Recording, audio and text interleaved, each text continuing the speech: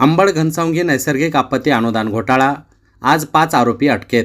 आतापर्यंत 20 जणांना अटक.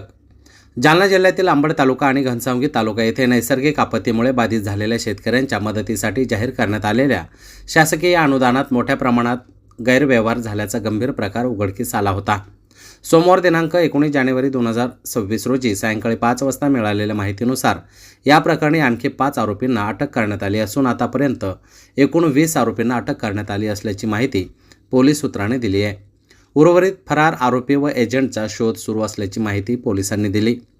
अंबड व घनसावंगी तालुक्यात नैसर्गिक आपत्तीमुळे पिकाचं नुकसान झाल्यानंतर शासनाने वेळोवेळी 4 शासन निर्णय काढून बाधित शेतकऱ्यांना अनुदान जाहीर केलं होतं. मात्र याद्या अपलोड करण्याचे कामकाज करणाऱ्या संबंधित अधिकारी व कर्मचाऱ्यांनी मोठ्या प्रमाणावर बोगस नावे म्हणजेच ज्या व्यक्तीच्या नावावर शेती नव्हती अशा नावांची नोंद याद्यामध्ये करून त्यांना अनुदान मंजूर केलं.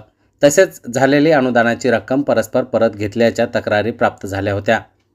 या गुन्ह्यात 22 तलाठी, तहसील कार्यालयातील नैसर्गिक आपत्ती व्यवस्थापन विभागातील 5 कर्मचारी आणि जिल्हाधिकारी कार्यालयातील 1 कर्मचारी अशा एकूण 28 आरोपीविरुद्ध विविध गंभीर कलमान्वये गुन्हा दाखल करण्यात आला होता. गुन्हा नोंद झाल्यानंतर आरोपी फरार झाले होते. यापूर्वी 15 आरोपींना अटक केली होती. अटकपूर्व जामिनासाठी आरोपींनी प्रथम अंबड येथील जिल्हा व सत्र न्यायालयात अर्ज केला, मात्र ते फेटाळण्यात आले. त्यानंतर त्यांनी छत्रपती संभाजीनगर येथील उच्च न्यायालयामध्ये अर्ज सादर केले होते.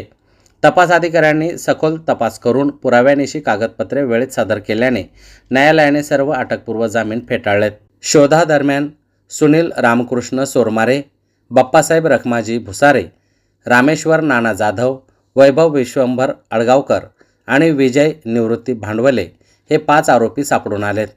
दरम्यान त्यांना अटक करून न्यायालयासमोर हजर केला असता प्रथम वर्ग न्यायदंडाधिकारी अंबड कोर्ट क्रमांक 2